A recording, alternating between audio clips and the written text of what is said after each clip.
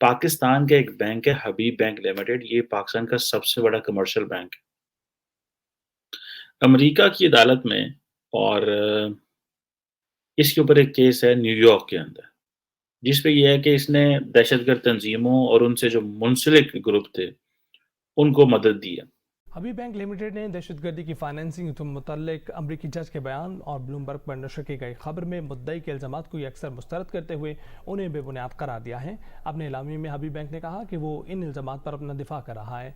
जय हिंद दोस्तों, Pakistan breaking news channel में आप सभी का हार्दिक स्वागत। पाकिस्तान का सबसे बड़ा प्राइवेट सेक्टर बैंक जो कि हबीब बैंक है, उसके ऊपर न्यूयॉर्क में एक केस दर्ज हुआ है जिसमें उनके ऊपर अमेरिकन गवर्नमेंट ने आरोप लगाया कि वो टेरर फाइनेंसिंग और अलकायदा के साथ मिलकर मनी लॉन्ड्रिंग में इन्वॉल्व है।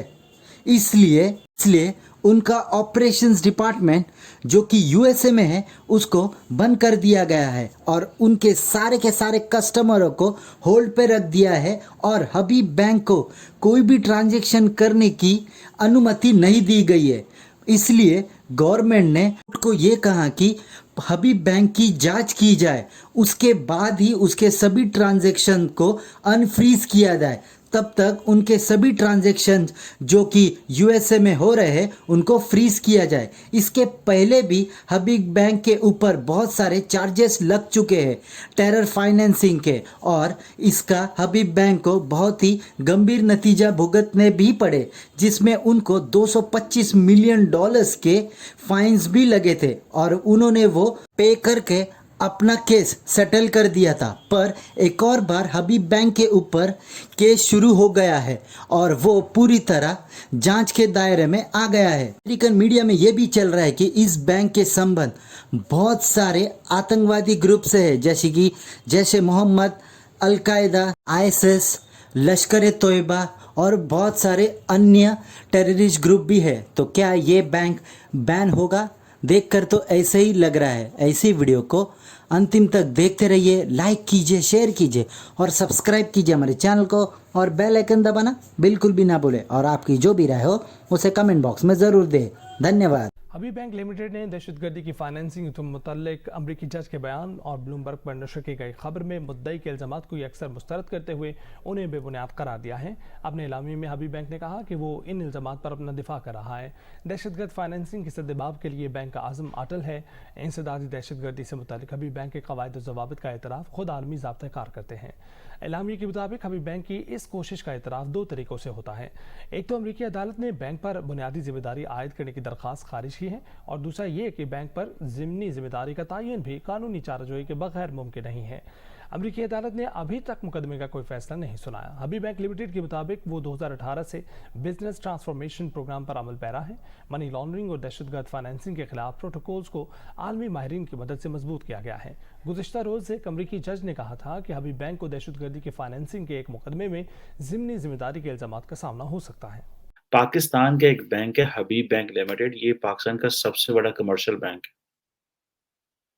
अमेरिका की अदालत में और इसके ऊपर एक केस है न्यूयॉर्क के अंदर, जिसपे ये है कि इसने दहशतगर्द तंजीमों और उनसे जो मुंसलिक ग्रुप थे, उनको मदद दी है। हबीब बैंक इसको रिजेक्ट करता है। न्यूयॉर्क की एक डिस्ट्रिक्ट कोर्ट है जिसमें ये कहा गया कि बैंक ने दहशतगर्दी को जो है हवा दी, सपोर्ट की, परवान चढ़ाया और ये ज़ाहिर बात है लेकिन ये बराह रास्त इल्ज़ाम नहीं है। लेकिन उनका कहना ये है कि कुछ ऐसे लोग थे जो अल-कायदा से मुंसलिक थे और कुछ सारिफ़ीन से जो अल-कायदा से मुंसलिक थे, जिनको जो बैंक के साथ बिज़नेस कर रहे थे और फिर वहाँ से ये चीज़ें चली। अब ज़ाहिर बात है बैंक कह रहा है कि ये हमने नहीं किया, इस तरह की चीज़ें हैं। लेकिन इसी तरह और लश्कर-ए-तैयबा है, जैश-ए-मोहम्मद है और रहमत ट्रस्ट है और भी पाकिस्तानी और अफ़गानी तालिबान हैं जो कि इनमें से बहुत सारे लोग जो है वो कहीं न किसी तरीके से ही काम करते रहे और ये चार्जेज़ ये हैं कि इस बैंक के खिलाफ जो है वो दावा किया गया है कि जो मावनत इस बैंक ने दी उससे तकरीबन 370 अफ़राद हलाक हुए। अब ये एक है बैंक ज़ाहिर बात है इसको डिनाई कर रहा है कि ये हमारी साख को नुकसान पहुँचाने के लिए किया जा रहा है और ऐसी कोई बात नहीं है और उन्होंने कहा है कि बल्कि जो न्यूयॉर्क की जो अदालत है वो भी ये कहती है कि बराह रास्त जो है वो इल्ज़ाम कोई नहीं है, लेकिन क्योंकि हमारे कस्टमर थे तो वो they said that we didn't know of that and then वो बाकी वो सारी चीज़ें कर रहे हैं। लेकिन जो फाइनेंशियल इंस्टीट्यूशंस हैं इधर अमेरिका में जो मीडिया है जो इस चीज़ों को देखता है, वो ज़ाहिर-सी बात है इस पे काफ़ी बहस कर रहा है। एक अगर आपको पता हो कि अब ज़ाहिर बात है पाकिस्तान एफएटीएफ से भी निकला नहीं है, स्टिल ग्रे लिस्ट में है, एक मिशन भी आया हुआ था पाकिस्तान में, वो करके चला गया।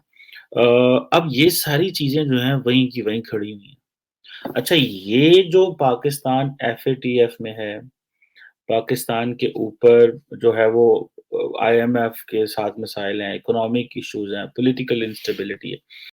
तमाम हुक्मरान जमातें जब पहली मरतबा हुकूमत में आती हैं तो वो ऐसा तासुर देने की कोशिश करती हैं कि मईशत को जादू की छड़ी से वो ठीक कर देंगी, लेकिन कुछ अरसे बाद अंदाज़ा होता है कि मईशत के साथ ऐसे पेचीदा मामलात हैं और उससे जुड़े ऐसे पेचीदा मामलात हैं जिनकी वजह से मईशत ठीक नहीं की जा सकती, जादू की छड़ी घुमाती।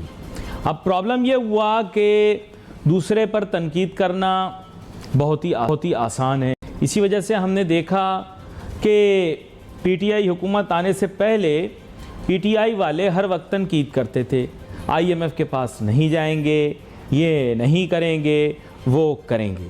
लेकिन हुकूमत में आने के बाद उनको अंदाज़ा हुआ कि आईएमएफ के पास जाना नागुज़ीर है, माशी तरक्की के लिए कुछ इक़दामात लेना ज़रूरी हैं और मामलात यहाँ पर काफ़ी बिगड़ गए।